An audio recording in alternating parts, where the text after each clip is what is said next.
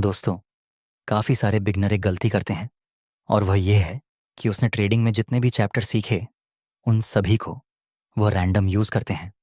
मतलब कभी कभार वह सपोर्ट रेसिस्टेंस का यूज़ कर लेते हैं, कभी कभी सप्लाई एंड डिमांड जोन का यूज़ कर लेते हैं, कभी कभी इंडिकेटर के बेस पर ट्रेड ले लेते हैं, कभी कभार मूविंग एवरेज का यूज़ कर लेते हैं। इस तरह से आपको काम नहीं करना चाहिए। इसलिए आज हम कुछ पॉइंट्स को डिस्कस करेंगे जिसको ट्रेड लेने से पहले एक बार ज़रूर चेक करना चाहिए। सबसे पहला पॉइंट, मार्केट स्ट्रक्चर। दोस्तों, ट्रेड लेने से पहले आपको मार्केट स्ट्रक्चर के बारे में देखना पड़ेगा। यह आपका सबसे पहला काम है। मार्केट स्ट्रक्चर मतलब मार्केट अभी अपर ट्रेंड में है या फिर डाउन ट्रेंड में है या फिर साइडवे मार्केट में मूव कर रहा है। और सिर्फ इतना नहीं, आपको अलग अलग टाइम फ्रेम में मार्केट स्ट्रक्चर को चेक करना है, क्योंकि कई बार ऐसा भी होता है कि मान लो कि आप 1 आवर की टाइम फ्रेम में ट्रेड करते हैं, उसमें आपको बुलिश ट्रेंड दिख रहा है, और वहीं पर अगर हम 4 आवर की टाइम फ्रेम में शिफ्ट हो जाएं तो वहीं पर डाउन ट्रेंड देखने को मिलता है। इसलिए आपको अलग अलग टाइम फ्रेम में मार्केट स्ट्रक्चर को चेक करना पड़ेगा।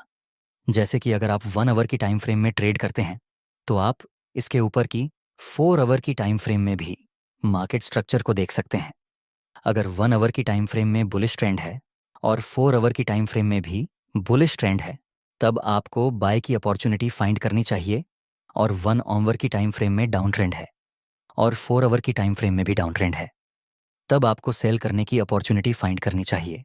और 1 आवर में भी प्राइस साइडवेज मार्केट में मूव कर रही है और 4 आवर की टाइम फ्रेम में भी मार्केट साइडवेज रेंज में मूव कर रही है, उस समय आपको सपोर्ट पर बाय करना चाहिए और रेसिस्टेंस पर आकर सेल करना चाहिए। हाँ, ज़रूरी रहेगा कि साइडवेज मार्केट की रेंज थोड़ी ज़्यादा हो, तभी आप साइडवेज मार्केट में ट्रेड कर सकते हैं। कभी कभी आपको थोड़ी सी कन्फ्यूजन एक और रहेगी। ऐसा भी होगा कि 1 आवर की टाइम फ्रेम में मार्केट डाउन ट्रेंड में मूव करता है, वहीं पर 4 आवर की टाइम फ्रेम में मार्केट अप ट्रेंड में मूव करता है। अगर हम प्रोबेबिलिटी की बात करें तो 4 आवर की टाइम फ्रेम बड़ी है, तो बड़ी टाइम फ्रेम की एक्यूरेसी ज़्यादा रहेगी, इसलिए आपको वेट करना चाहिए कि 1 आवर की टाइम फ्रेम का डाउन ट्रेंड खत्म हो जाए, तब आप बाय में एंट्री कर सकते हैं, क्योंकि बिग टाइम फ्रेम में बुलिश ट्रेंड है। दूसरा पॉइंट एरिया देखिए, आपने ट्रेंड को आइडेंटिफाई कर लिया, मार्केट स्ट्रक्चर देख लिया, मान लो कि बुलिश ट्रेंड है, तो इसका मतलब ये तो नहीं कि आप कहीं भी जगह पर बाय में एंट्री कर लें। इसलिए आपको ऐसे एरिया को फाइंड करना चाहिए जहां से मार्केट रिवर्स होकर फिर से ऊपर जाए, जैसे कि कोई सपोर्ट रेसिस्टेंस, कोई ट्रेंड लाइन, कोई मूविंग एवरेज, या फिर कोई भी पीविट पॉइंट। इसको हम एग्जाम्पल से समझते हैं। जैसे कि यहाँ पर प्राइस अप ट्रेंड में मूव कर रहा था, हम यहाँ पर तो बाय नहीं कर सकते, हम वेट करेंगे कि प्राइस किसी इंपॉर्टेंट लेवल के पास आए। नेक्स्ट प्राइस थोड़ा सा नीचे गिरता है और यह रेजिस्टेंस अब सपोर्ट का काम करेगा, वहाँ पर प्राइस आता है और इसी जगह पर एक ट्रेंड लाइन भी है जो कि सपोर्ट का काम करेगी। लेकिन सिर्फ इतना काफ़ी नहीं है, ऐसा भी तो हो सकता है कि यह सपोर्ट नीचे की तरफ ब्रेक हो जाए और यह ट्रेंड लाइन भी नीचे की तरफ ब्रेक हो जाए और यह अप ट्रेंड रिवर्स हो जाए डाउन ट्रेंड में। इसलिए ये केवल लेवल के पास हमें किसी कैंडलस्टिक पैटर्न का वेट करना चाहिए या फिर किसी चार्ट पैटर्न का। नेक्स्ट प्राइस एक हैमर और कंफर्मेशन कैंडल का सिग्नल देता है, यहाँ आप बाय में एंट्री कर सकते हैं।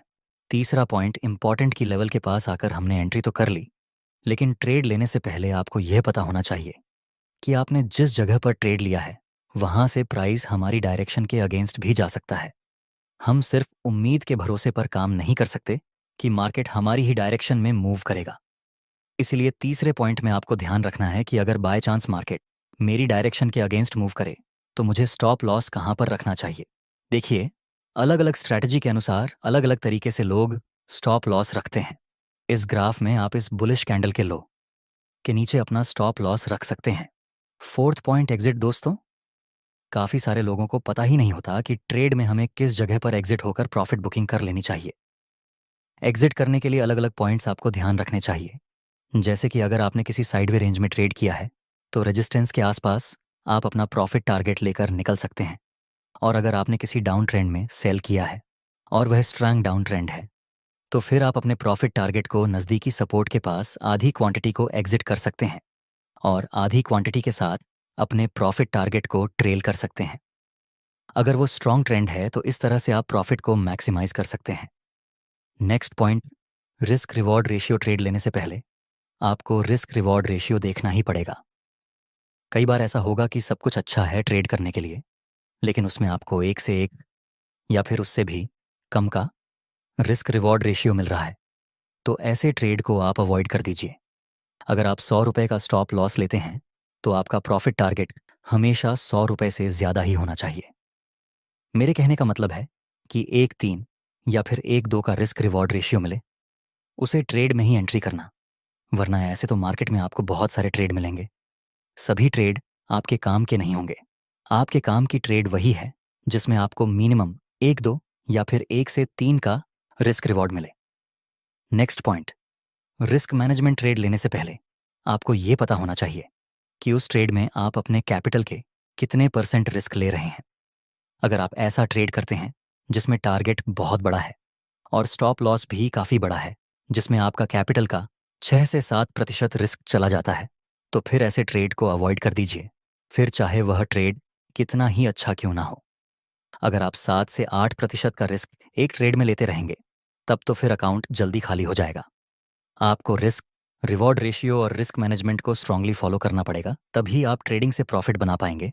नेक्स्ट पॉइंट दोस्तों, ट्रेड लेने से पहले आपके पास जितने इंपॉर्टेंट लेवल है वो सब पहले से ही ग्राफ में आपको ड्रॉ दी करके रखना है। ऐसा नहीं होना चाहिए कि आपने ट्रेड के लिया, फिर पता चले कि ओह नो, नीचे तो सपोर्ट लेवल है। एनालिसिस आपको ट्रेड लेने से पहले करना है, न कि ट्रेड लेने के बाद। अगर आप मूविंग जी एवरेज या फिबोनाची का उसे करते हैं तो उसको भी ट्रेड लेने से पहले ही एक बार चेक कर लेना ज़रूरी रहेगा।